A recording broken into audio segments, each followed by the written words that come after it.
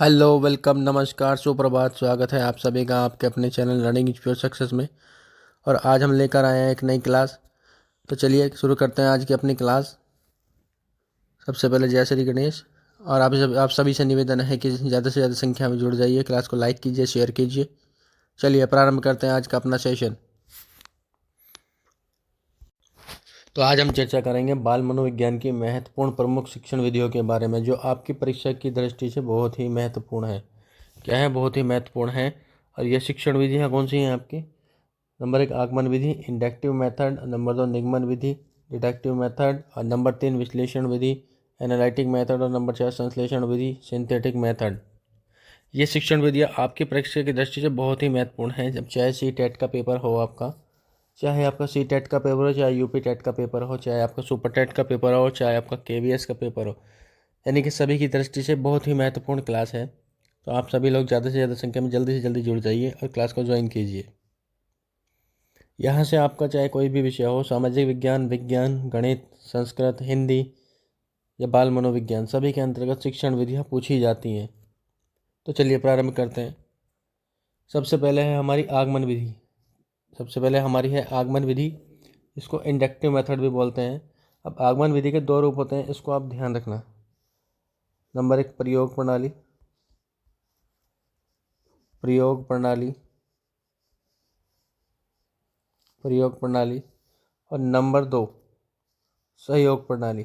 तो आगमन विधि के दो रूप होते हैं, ये आप ध्यान रखना। आगमन प्रयोग प्रणाली और सहयोग प्रणाली। आगमन इंडक्टिव मेथड के दो जो रूप होते हैं, नंबर 1 प्रयोग प्रणाली और नंबर 2 आगमन सहयोग प्रणाली। ये आप ध्यान रखना, इम्पोर्टेंट है परीक्षा की दृष्टि से। दूसरा आपका जो है निगमन विधि। निगमन विधि के भी दो रूप होते हैं। कौन से होते हैं? नंबर 1 इसको सूत्र प्रणाली कहते हैं। क्या कहते हैं इसे? सूत्र प्रणाली, सूत्र प्रणाली कहते हैं। और नंबर 2, तो निगमन विधि के भी दो रूप होते हैं। नंबर 1 सूत्र प्रणाली और नंबर 2 होता है आपका पाठ्य पुस्तक प्रणाली। नंबर 2 होता है पाठ्य पुस्तक प्रणाली, पाठ्य पुस्तक प्रणाली। तो क्या है यहाँ पे? आगमन विधि के जो है दो रूप होते हैं। नंबर 1 प्रयोग प्रणाली और नंबर 2 सहयोग प्रणाली। और निगमन विधि के भी दो रूप होते हैं। नंबर 1 सूत्र प्रणाली और नंबर 2 पाठ्य पुस्तक प्रणाली। ये बड़ी ही इंपॉर्टेंट है, आपको ध्यान रखनी है। परीक्षा में पूछ लिया जाता है कि आगमन विधि के दो रूप कौन कौन से हैं। तो ऑप्शन में आपको प्रयोग और सहयोग प्रणाली दे देगा, सूत्र प्रणाली दे देगा, पाठ्य पुस्तक दे देगा, दो ऑप्शन और दे देगा। तो इस तरह से आपसे परीक्षा में पूछ लिया जाता है। तो चलिए चर्चा करते हैं स्टेप बाय स्टेप आज की शिक्षण विधियों पर। आज की शिक्षण विधियों पर चर्चा करते हैं। तो यहाँ पे विश्लेषण प्रणाली क्या है? इसमें किसी भी समस्या को जो है छोटे छोटे खंडों में पहले विभक्त, मान लो कोई समस्या है, इसको पहले छोटे खंडों में जो विभक्त किया जाता है। और इसके बाद में जो है अज्ञात से ज्ञात की ओर, इसके अंतर्गत जो है अज्ञात से ज्ञात की ओर जो है चर्चा करते हैं। अज्ञात से ज्ञात विश्लेषण विधि के अंतर्गत। और जो हमारी संश्लेषण विधि है, इसके अंतर्गत हम क्या करते हैं? इसके अंतर्गत जो छोटे छोटे खंड होते हैं, इनको जोड़ते हैं, जोड़ के बड़ा बनाया जाता है, इनको जोड़ते हैं। और इसमें जोड़ करके जो है किसी समस्या का जो है ज्ञात से अज्ञात की ओर जो है समस्या का समाधान करने के लिए अग्रसर होते हैं। तो चलिए चलते हैं आगे की ओर। अब सबसे पहले है हमारी आगमन विधि। आगमन विधि यानी कि इंडक्टिव मेथड। इसके जनक कौन है? अरस्तु। इसके जनक कौन है? अरस्तु हैं। आगमन विधि के जनक कौन है? अरस्तु हैं। अब यहाँ इम्पोर्टेंट है, ध्यान रखिएगा, यह अधिगम की सर्वोत्तम विधि है। यह अधिगम की सर्वोत्तम विधि है। यह करके सीखने पर बल देती है। क्या देती है? ये करके सीखने पर बल देती है। यह विधि करके सीखने पर बल देती है। और व्याकरण शिक्षण की वैज्ञानिक विधि भी है। और यह प्राथमिक कक्षाओं के लिए, यानी कि प्राथमिक स्तर के लिए सबसे अच्छी विधि है। और यह छात्र केंद्रित है। क्या है ये छात्र केंद्रित विधि है। ध्यान रखना, ये छात्र केंद्रित विधि है, परीक्षा में पूछी जाती है। ये किस पे बल देती है? ये करके सीखने में बल देती है। और ये क्या है? अधिगम की सर्वोत्तम विधि है। और इसको वैज्ञानिक विधि भी कहा जाता है। और ये प्राथमिक स्तर पर, यानी कि छोटी कक्षाओं के लिए, छोटी कक्षा के लिए 1 to 5, छोटी कक्षा के लिए, किसके लिए? 1 to 5 के लिए महत्वपूर्ण है। तो यहाँ आपका यहाँ से क्या प्रश्न बनता है? सबसे पहला प्रश्न तो ये बन जाता है कि आगमन विधि के जनक कौन है? तो अरस्तु हैं। और अधिगम की कैसी विधि है? यह सर्वोत्तम विधि है। यहाँ से 4 ऑप्शन दे दिए जाते हैं आपको। ये अधिगम की सर्वोत्तम विधि है, यह करके सीखने पर बल देती है, और यह व्याकरण शिक्षण की वैज्ञानिक विधि है, और यह प्राथमिक स्तर की सबसे उपयोगी विधि है, यानी कि 1 to 5 के लिए, छोटी कक्षाओं के लिए उपयोगी विधि है। और इसमें क्या है? इसमें छात्र केंद्रित विधि है, ये छात्र केंद्रित विधि है। तो ये आप ध्यान रखिएगा। चलिए स्क्रीनशॉट लेना चाहें स्क्रीनशॉट ले सकते हैं। चलिए चलते हैं आगे की ओर। अब आगे हैं हमारे आगमन विधि के सोपान। आगमन विधि के सोपान ये बहुत ही इंपॉर्टेंट है। आगमन विधि के सोपान कौन कौन से हैं? नंबर 1 उदाहरणों का प्रस्तुतिकरण, नंबर 2 विश्लेषण, और नंबर 3 है आपका सामान्यकरण, नंबर 4 आपका परीक्षण। तो परीक्षा में आपसे पूछ लिया जाता है कि निम्न में से आगमन विधि का सोपान कौन सा नहीं है? दे देगा उदाहरणों का प्रस्तुतिकरण, विश्लेषण, सामान्यीकरण, परीक्षीकरण, और या इसके अलावा अन्य ऑप्शन दे देगा और आपसे पूछ लिया जाएगा। तो आप ध्यान रखिएगा, ये इंपॉर्टेंट है, ये पूछ लिया जाता है। तो नंबर 1 क्या है? उदाहरणों का प्रस्तुतिकरण। इसके अंतर्गत क्या है? इसके अंतर्गत बालकों के सामने एक ही प्रकार के कई उदाहरण दिए जाते हैं और बालकों से समस्या का समाधान करने के लिए कहा जाता है। नंबर 2 विश्लेषण विधि। इसमें क्या होता है? इसमें इस सोपान में प्रस्तुत किए गए उदाहरणों का बालकों से निरीक्षण कराया जाता है। तत्पश्चात शिक्षक बालकों से विश्लेषणात्मक प्रश्न पूछता है और अंत में उन्हीं उदाहरणों में से सामान्य तत्व की खोज करने के लिए एक ही परिणाम पर पहुंचने के लिए प्रोत्साहित करता है। यानी कि जो उदाहरण प्रस्तुत किए गए थे उन्हीं उदाहरणों का बालकों से निरीक्षण कराया जाता है। तत्पश्चात शिक्षक बालकों से विश्लेषणात्मक प्रश्न पूछता है और अंत में उन्हें उदाहरणों में से सामान्य तत्व की खोज करके एक ही परिणाम पर पहुंचने के लिए प्रोत्साहित किया जाता है। अगला है आपका सामान्यकरण। सामान्यकरण में क्या है? इसके अंतर्गत बालक सामान्य नियम निकालते हैं और परिणाम पर पहुंचते हैं, यानी कि सामान्य नियम के द्वारा बालक परिणाम पर पहुंचता है।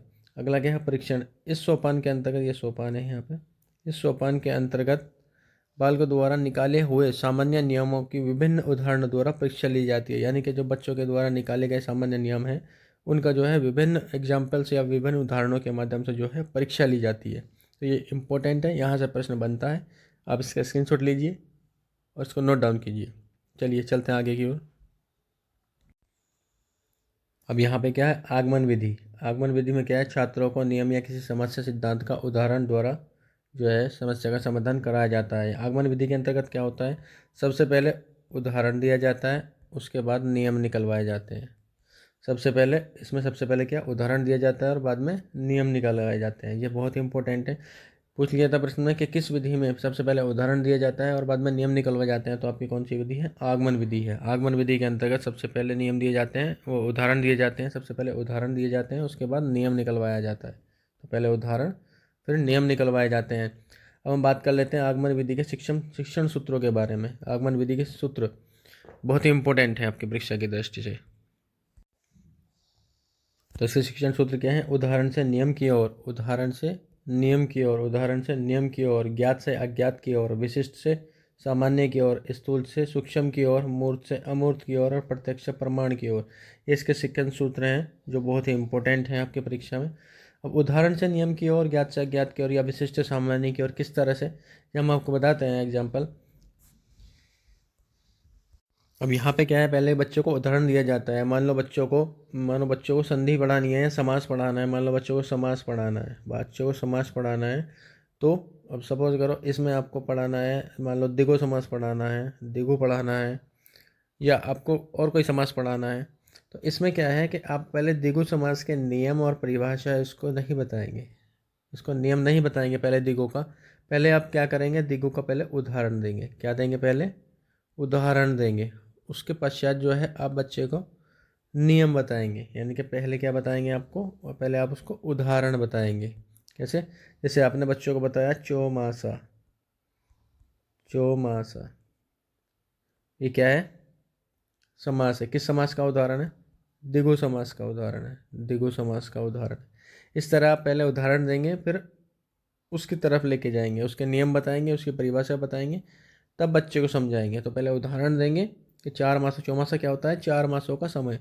तो आगे चलेंगे। या मान लो चौराहा है, चौराहा, तो बाद में पहले पहले आप उदाहरण देंगे, फिर बाद में आप द्विगु समास के बारे में परिभाषा और नियम बताएंगे, और बताएंगे आपको 4 रास्तों का समूह, यानी कि चौराहा। अब जैसे ज्ञात से अज्ञात की ओर, ज्ञात से अज्ञात की ओर, अब ज्ञात किया, ज्ञात से अज्ञात की ओर।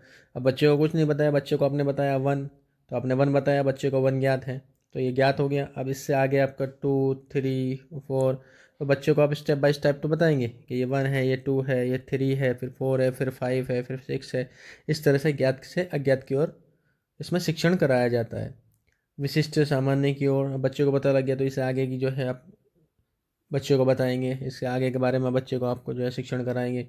स्थूल से सूक्ष्म की ओर, स्थूल से सूक्ष्म की ओर। अब स्थूल से सूक्ष्म की ओर कैसे? सबसे पहले आप स्थूल यानी कि बड़े के बारे में बच्चे को बताएंगे, उसके बाद आगे चलेंगे। जैसे आपको बच्चे को जो है प्रकाश संश्लेषण पढ़ाना है, आपको कक्षा में प्रकाश संश्लेषण पढ़ाना है, प्रकाश संश्लेषण पढ़ाना है, तो आप बच्चे को पहले जो है पेड़ के बारे में बताओगे, पहले बच्चों को पेड़ के बारे में बताओगे, फिर उससे संबंधित क्या क्या क्रियाएं होती हैं, क्या क्या आगे प्रोसेस होता है, उसके बारे में स्टेप बाय स्टेप बताओगे। यानी कि स्थूल से सूक्ष्म की ओर आप उसको लेके जाओगे। मूर्त से अमूर्त की ओर, अब ये मूर्त है और इससे अमूर्त की ओर, यानी कि पेड़ मूर्त है, इसके बाद आप अमूर्त यानी कि प्रकाश संश्लेषण की ओर जाओगे। या मान लीजिए आप किसी बच्चे का उदाहरण दे सकते हैं, आप किसी बच्चे का उदाहरण दे सकते हैं, किसी बच्चे का उदाहरण दे सकते हैं, किसी बच्चे का कि ये क्या है, ये ईमानदार बच्चा है, ये क्या है, ईमानदार बच्चा है। तो आप इसकी ईमानदारी का जो है एग्जाम्पल दे सकते हैं कि यह बच्चा ईमानदार, तो ये मूर्त हो गया। तो आपको भी इसकी तरह बनना चाहिए, तो अमूर्त की ओर मतलब मूर्त से अमूर्त की ओर। प्रत्यक्ष प्रमाण की ओर। चलिए चलते हैं आगे। और ये शिक्षण सूत्र आप जो है याद रखना, ये परीक्षा की दृष्टि से बहुत ही महत्वपूर्ण है, परीक्षा की दृष्टि से बहुत ही महत्वपूर्ण है। आपसे यहाँ से प्रश्न हमेशा पूछा ही जाता है और पूछा जाता रहा है। तो शिक्षण सूत्र हमारे उदाहरण से नियम की ओर, ज्ञात से अज्ञात की ओर, विशिष्ट से सामान्य की ओर, स्थूल से सूक्ष्म की ओर, और मूर्त से अमूर्त की ओर, और प्रत्यक्ष से प्रमाण की ओर। तो ये वेरी इंपॉर्टेंट है, इम्पोर्टेंट है। चलिए चलते हैं आगे की ओर। अब बात कर लेते हैं आगमन विधि की गुणीय विशेषता के बारे में। तो इसमें क्या है, इस विधि द्वारा अर्जित ज्ञान प्रत्यक्ष तथ्यों पर आधारित होता है, प्रत्यक्ष तथ्यों पर आधारित होता है, और यह वैज्ञानिक विधि है। यह छोटी कक्षाओं के लिए उपयोगी है। इस विधि के द्वारा बालक में स्वयं कार्य करने की प्रेरणा जागृत होती है। और नंबर 4 क्या है, नवीन ज्ञान, नवीन ज्ञान का खोजने का जो अवसर मिलता है या प्रशिक्षण मिलता है। नंबर 5, नवीन ज्ञान अर्जन करने का अवसर प्राप्त होता है। इस विधि द्वारा सीखा हुआ ज्ञान स्थायी होता है। कैसा होता है? स्थायी होता है। इम्पोर्टेंट है कि किस विधि में, प्रश्न पूछ लिया किस विधि में सीखा हुआ ज्ञान स्थायी होता है, पूछ लिया जाता है, क्योंकि बच्चा खुद करके सीखता है। तो ये क्या है, करके सीखने पर बल देती है, करके सीखने पर बल देती है यह विधि। और इसमें बच्चों से सामान्य नियम निकलवाए जाते हैं, जिससे उनमें रचनात्मकता, आत्मविश्वास गुणों का विकास होता है। नंबर 8, बालक उदाहरणों का विश्लेषण करते हुए सामान्य नियम स्वयं से निकाल लेते हैं, और यह एक मनोवैज्ञानिक और प्राकृतिक विधि है। ये आप ध्यान रखिए, बड़ी ही महत्वपूर्ण है आपकी परीक्षा की दृष्टि से, यहाँ से प्रश्न बनता ही बनता है। तो इसमें आप ध्यान रखना, इस विधि द्वारा अर्जित ज्ञान जो है प्रत्यक्ष तथ्यों पर, प्रत्यक्ष तथ्यों पर जो है आधारित होता है, प्रत्यक्ष तथ्यों पर आधारित होता है, और यह वैज्ञानिक विधि है। और यह छोटी कक्षाओं के लिए उपयोगी है, यानी कि 1 to 5 प्राइमरी स्तर पर। और यह विधि जो है बालक में स्वयं कार्य करने की प्रेरणा जागृत कराती है, और नवीन ज्ञान को खोजने का अवसर प्राप्त होता है इससे। और इस विधि द्वारा सीखा हुआ ज्ञान जो है स्थायी होता है, और बच्चा खुद करके सीखता है, यानी कि ये करके सीखने पर बल देती है विधि। तो पूछा जाता है कि कौन सी विधि करके सीखने पर बल देती है, तो आगमन विधि। इसमें बच्चों से सामान्य नियम निकलवाए जाते हैं, जिसमें रचनात्मकता, आत्मविश्वास गुणों का विकास होता है बच्चों के अंदर। और ये जो है उदाहरण का विश्लेषण करते हुए सामान्य नियम जो है बच्चे स्वयं निकाल लेते हैं, और ये मनोवैज्ञानिक एवं प्राकृतिक विधि है। तो चलिए चलते हैं आगे की ओर और चर्चा करते हैं आगमन विधि के दोष के बारे में। अब आगमन विधि के दोष क्या हैं? आगमन विधि के दोष, इस विधि द्वारा पाठ्यक्रम पूरा नहीं होता है, इंपॉर्टेंट है। इस विधि द्वारा पाठ्यक्रम पूरा नहीं होता है, और इस विधि का ज्ञान धीमी गति से होता है। इस विधि में जो ज्ञान मिलता है बच्चों को धीमी गति से होता है। नंबर 3, इस विधि द्वारा सीखने में शक्ति और समय दोनों ही अधिक लगते हैं। शक्ति भी अधिक लगती है और समय भी अधिक लगता है, यानी कि खर्चीली है। क्या है? अधिक खर्चीली विधि है। क्या है? खर्चीली विधि है। यह खर्चीली विधि है, इसमें शक्ति और समय दोनों लगता है। आगे आपका आगमन विधि द्वारा केवल सामान्य नियमों की खोज की जा सकती है, और इस विधि द्वारा प्रत्येक विषय, यहाँ पे आपका प्रत्येक विषय की शिक्षा नहीं दी जा सकती है। यह विधि स्वयं में अपूर्ण है। स्वयं में अपूर्ण है, इसके द्वारा खोजे गए सत्य की तर्क करने के लिए निगमन विधि की आवश्यकता होती है। तो यह इम्पोर्टेंट है। चलिए आगे चर्चा करते हैं निगमन विधि के बारे में। आगे आपके नंबर 2 निगमन विधि। तो निगमन विधि इसके भी जनक कौन है? अरस्तु हैं। अरस्तु हैं। और यह क्या है? आगमन विधि के ठीक विपरीत है। आगमन विधि के ठीक विपरीत क्या है? उसमें पहले आपको उदाहरण दिया जा रहा था, इसमें पहले और नियम दिया जा रहा था। पहले उदाहरण दिया जाता है, फिर नियम दिया जाता है। इसमें क्या होता है? पहले नियम बताया जाता है, पहले नियम बताया जाता है और फिर उदाहरण दिया जाता है। पहले नियम और फिर उदाहरण दिया जाता है। वहाँ पे क्या हो रहा था आपका? वहाँ पे आपको जो है जैसे समाज पढ़ाया जाता तो पहले जो है उसका उदाहरण बताया जा रहा था। मान लो उसका उदाहरण, जैसे चौराहा, उसका उदाहरण बताया जा रहा था और फिर जो है द्विगु समास के बारे में बताया जा रहा था। यहाँ क्या होता है? पहले हम इसमें क्या करेंगे? इसमें पहले नियम यानी पहले द्विगु समास के नियम बताएंगे और फिर उदाहरण यानी कि फिर उसके उदाहरण की ओर चलेंगे। तो ये इस तरह से कार्य करती है। इस विधि में क्या है? पहले निगमन विधि में पहले नियम दिए जाते हैं, नियम, और फिर उदाहरण दिए जाते हैं, फिर उदाहरण दिए जाते हैं। तो ये आगमन विधि की विपरीत विधि है। यह क्या है? इसको सूत्र प्रणाली या संश्लेषण प्रणाली भी कहते हैं। जैसे मैंने आपको बताया था कि इसके दो रूप हैं, सूत्र प्रणाली और पाठ्यपुस्तक प्रणाली। तो इसको सूत्र प्रणाली, संश्लेषण प्रणाली भी कहते हैं। यह शिक्षक केंद्रित है। देखिए इंपॉर्टेंट है, शिक्षक केंद्रित है। और आगमन विधि क्या थी? वो छात्र केंद्रित थी। क्या थी? छात्र केंद्रित थी। आगमन विधि छात्र केंद्रित थी और ये आपकी जो है शिक्षक केंद्रित है। इस विधि का प्रयोग उच्च कक्षाओं में तो किया था। आगमन विधि में क्या था? छोटी कक्षा के लिए किया जाता था। आगमन विधि में छोटी कक्षा के लिए किया जाता था और यहाँ पे क्या है कि बड़ी कक्षाओं के लिए, यानी कि 1 to 8 के लिए या बड़ी कक्षाओं के लिए इसको किया जाता है। इस विधि का प्रयोग गणित और विज्ञान शिक्षण में किया जाता है। किसमें? गणित और शिक्षण विज्ञान में। आपसे पूछ लिया जाएगा रेखा गणित। जैसे रेखा गणित के लिए बहुत ही महत्वपूर्ण है। रेखा गणित के लिए महत्वपूर्ण विधि है। यह क्या है? इसका जो प्रयोग है वो गणित और विज्ञान विषय के अंतर्गत जो है कराया जाता है। अगला क्या है आपका? इस विधि में पहले नियमों का ज्ञान कराया जाता है, फिर उदाहरण दिए जाते हैं। यानी कि पहले कोई भी प्रश्न या कोई भी चीज़ आप पढ़ा रहे हो, मान लो संधि पढ़ा रहे हो, तो संधि पढ़ाने से पहले, मान लो संधि पढ़ा रहे हो तो पहले संधि के नियम बताए जाएंगे, संधि के नियम बताए जाएंगे, उसके बाद उसका उदाहरण बताया जाएगा। इस तरह से ये चलती है। और यह एक अमनोवैज्ञानिक विधि है। यह क्या है? एक अमनोवैज्ञानिक विधि है। तो क्या है? आगमन विधि इसके ठीक विपरीत काम करती है और इसे सूत्र प्रणाली, संश्लेषण प्रणाली भी कहते हैं। यह शिक्षक केंद्रित विधि है। यह क्या है? शिक्षक केंद्रित विधि है। शिक्षक केंद्रित विधि है और यह उच्च प्राथमिक कक्षाओं के लिए उपयोगी है। इस विधि का प्रयोग गणित और विज्ञान शिक्षण में किया जाता है। इसमें पहले नियमों का ज्ञान कराया जाता है, फिर उदाहरण की ओर चलते हैं और यह अमनोवैज्ञानिक विधि है। चलिए चलते हैं आगे की ओर। अब ये निगमन विधि के सोपान हैं। हाँ, आपको हमने आगमन विधि के 4 सोपान बताए थे। पहली कक्षा में हमने आगमन विधि के आपको 4 सोपान बताए थे और इसके 3 सोपान हैं। इसके 3 सोपान हैं। निगमन विधि के 3 सोपान हैं। आगमन विधि भी हमने 4 सोपान आपको बताए थे। तो इसमें क्या है? नंबर 1 सामान्य नियमों की प्रस्तुतिकरण और नंबर 2 संबंधों की स्थापना और नंबर 3 उदाहरणों द्वारा परीक्षण। तो परीक्षा में यहाँ से भी प्रश्न बनता है। आगमन विधि निगमन विधि के जो है सोपानों को लेकर के, उनमें से 2-2 सोपान जो है दे दिए जाते हैं और पूछ लिया जाता है कि कौन सा सोपान आगमन विधि का है और कौन सा सोपान निगमन विधि का है, या निम्न से कौन सा सोपान निगमन विधि का नहीं है या आगमन विधि का नहीं है। इस तरह से पूछा जाता है। तो सामान्य नियमों का प्रस्तुतिकरण, इसमें क्या है? शिक्षक द्वारा छात्र के सामने सामान्य नियम को क्रमपूर्वक प्रस्तुत किया जाता है। यानी कि पहले किसी भी समस्या को, मान लो संधि पढ़ानी है, तो उसके नियमों को जो है क्रमपूर्वक सबसे पहले जो है छात्रों के सामने प्रस्तुत किया जाता है। नंबर 2 क्या है? संबंधों की स्थापना। नंबर 2 क्या है? संबंधों की स्थापना। संबंधों, इसमें क्या है? इसके अंतर्गत विश्लेषण की प्रक्रिया आरंभ हो जाती है। क्या हो जाता है इसके अंतर्गत? इसके अंतर्गत विश्लेषण की प्रक्रिया जो है वो आरंभ हो जाती है। विश्लेषण की प्रक्रिया आरंभ हो जाती है तथा दूसरे शब्दों में शिक्षक प्रस्तुत किए हुए नियमों के अंदर तर्कयुक्त संबंधों का निरूपण करता है। यानी कि जो छात्र के सामने नियम बताए थे उसमें विश्लेषण की प्रक्रिया आरंभ हो जाती है और दूसरे शब्दों में शिक्षक प्रस्तुत किए गए नियमों के अंदर तर्कयुक्त संबंधों का निरूपण करता है। नंबर 3 है आपका उदाहरणों का परीक्षण। इस सोपान में सामान्य नियम की अपेक्षा,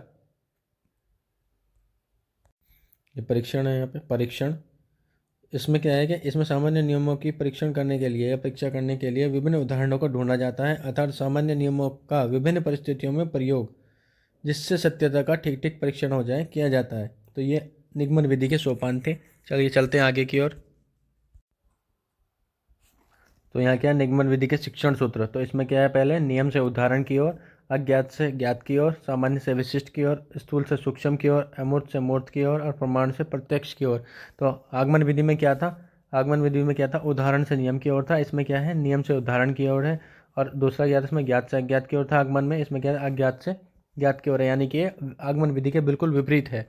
तो इसमें क्या है, इसमें पहले किसी भी समस्या का या किसी भी चीज़ को पढ़ाने के लिए सबसे पहले नियम दिया जाता है और उसके पहले उदाहरण दिया जाता है। तो ये तो आप समझ ही गए हैं कि निगमन विधि में पहले नियम बताए जाते हैं, फिर उदाहरण बताया जाता है, और आगमन विधि में पहले उदाहरण बताया जाता है, फिर नियम बताया जाता है। तो बस आप ये शिक्षण सूत्र याद रख लेना कि नियम से उदाहरण की ओर, अज्ञात से ज्ञात की ओर, सामान्य से विशिष्ट की ओर और सूक्ष्म से स्थूल की ओर, अमूर्त से मूर्त की ओर और प्रमाण से प्रत्यक्ष की ओर। तो प्रश्न परीक्षा में यहीं से बन जाता है कि नियम से उदाहरण की ओर शिक्षण सूत्र किस विधि द्वारा होता है, मतलब किस विधि में प्रयोग होता है। नियम से उदाहरण के द्वारा जो शिक्षण कराया जाता है, नियम से उदाहरण के जो शिक्षण कराया जाता है वो किस विधि में होता है, या अज्ञात से ज्ञात की और किस विधि में होता है, यही आपको परीक्षा में पूछे जाते हैं। तो ये परीक्षा की दृष्टि से इम्पोर्टेंट है, नोट डाउन कर लीजिए, स्क्रीनशॉट ले लीजिए। चलिए चलते हैं आगे की ओर। आगे आपके निगमन विधि की विशेषताएं या गुण। तो इसमें क्या है, इसमें समय की बचत होती है, समय की बचत होती है और अधिक प्रश्न हल करवाए जा सकते हैं। नंबर 2, बार बार अभ्यास के कारण यह विधि लाभप्रद होती है। नंबर 3, यह विधि सिद्धांत से उदाहरण की ओर कार्य करती है। नंबर 4, अध्यापक इस विधि का ज़्यादा प्रयोग करते हैं। नंबर 5, यह विधि प्रत्येक विषय को पढ़ाने के लिए उपयुक्त है। नंबर 6, इस विधि के द्वारा कक्षा के सभी बालकों को एक ही समय में पढ़ाया जा सकता है। नंबर 7 आपका, इस विधि के प्रयोग में समय व शक्ति दोनों की बचत होती है। नंबर 8, इससे बच्चे की या छात्र की स्मरण शक्ति का विकास होता है और यह विधि उच्च स्तर के लिए उपयोगी सिद्ध होती है। तो ये सारे पॉइंट जो हैं आपकी परीक्षा की दृष्टि से महत्वपूर्ण हैं, आप इनको ध्यान रखिए, नोट डाउन कीजिए। तो यह विधि क्या करती है, यह विधि रटने रटने की प्रवृत्ति पर बल देती है, और आगमन विधि क्या है, वो करके सीखने की प्रवृत्ति पर बल देती है। तो यह आपका इम्पोर्टेंट है कि यह रटने की प्रवृत्ति पर बल देती है और वो करके सीखने पर बल देती है।